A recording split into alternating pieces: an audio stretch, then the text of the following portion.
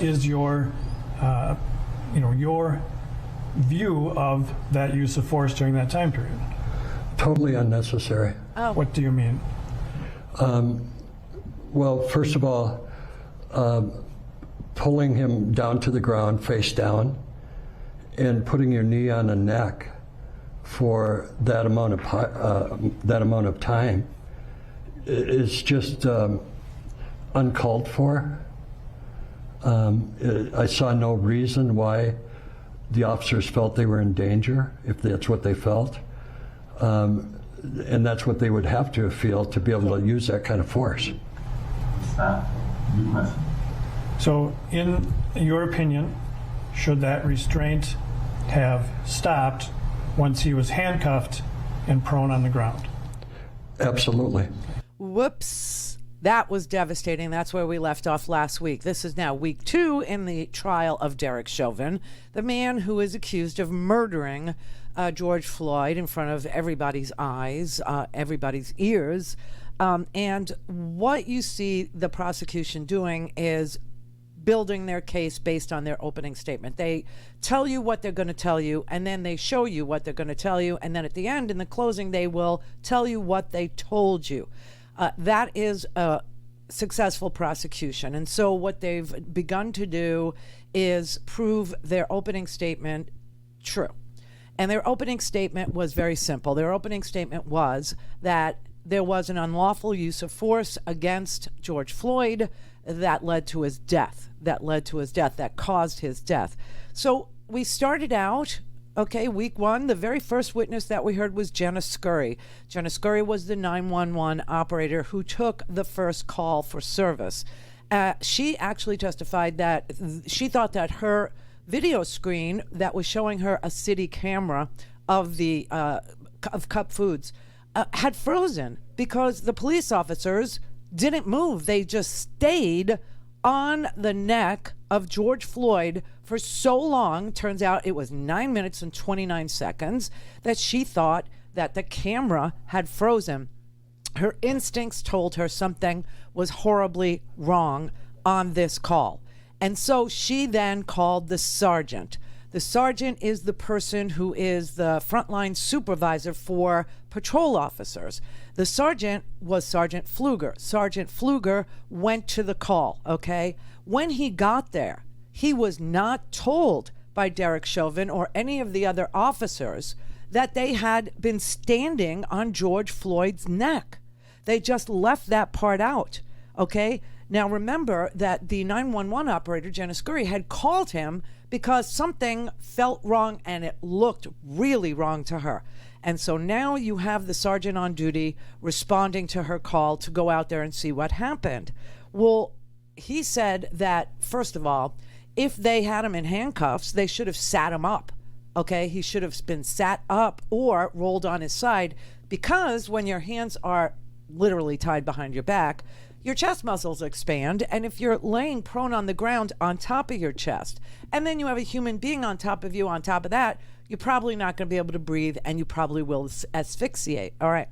But he testified that he was not told at all by Chauvin or Tao or King or any of the officers, Lane, that were present, that they had sat on top of George Floyd. In fact, he said the cops neglected to say this until they got to the medical examiner's office. Once the cops were all in the medical examiner's office with the sergeant, that is when Derek Chauvin finally said what he had done. Now we get the testimony Friday afternoon from Lieutenant Zimmerman. Now, Lieutenant Zimmerman is the longest-serving police officer on the Minneapolis police force, and he is a homicide supervisor. He's called out to the scene after the fact to do the investigation into cause of death, into what happened at the scene, and he testifies devastatingly, okay? And I think Pfluger's testimony was pretty devastating, too, where he actually testifies that no one told him. No one told him that they had sat on top of George Floyd until everybody's at the medical examiner's office. Now, something weird happens at the medical examiner's office. I don't know exactly what. We'll find out because the medical examiner will be called to the stand. But now we have the lieutenant testifying last week, Lieutenant Zimmerman, Richard Zimmerman. And he repeatedly testifies that there is no reason at all for any of this to have happened with regard to standing or kneeing on this man's neck. In your training as a Minneapolis police officer, are you provided with training on medical intervention? Yes. I assume you're not, taught to be paramedics, but you receive some level of training. Yeah, we're first responders, I think, is what our category would be. Does that include doing what we think of as CPR, chest compressions? Yes. And how often is that part of your training? CPR, it's like every other year or so. And as part of your training within the Minneapolis Police Department policies, is there an obligation to provide medical intervention when necessary? Absolutely. Okay, so once you have a suspect in custody, meaning in handcuffs, they belong to you. And your obligation and your training is that you provide them with first aid. You provide medical aid. You do CPR until the paramedics arrive, and then the paramedics do CPR or whatever they need to do in an ambulance situation or in a first responder situation until they get to the ER, and then a ER doctor takes over. So there are 3 levels of obligation to render medical aid, and the first one begins at the scene. So now we know that Chauvin lied about what he did and did not provide any first aid. We now know that Sergeant Pfluger, who was called by the 9/11 operator to go investigate this use of force episode, was not told that force was used. Was not told until they got to the medical examiner's office, which of course is bizarre.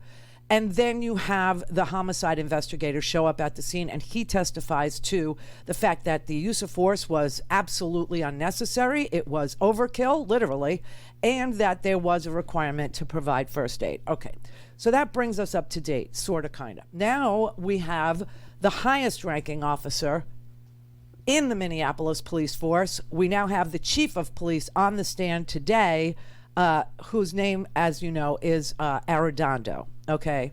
Now, Chief Arredondo is the person who fired Derek Chauvin and the 3 other officers. He fired all of them. And last summer, he was on the television responding to the family of George Floyd in real time. Remember, he took his hat off to address the family.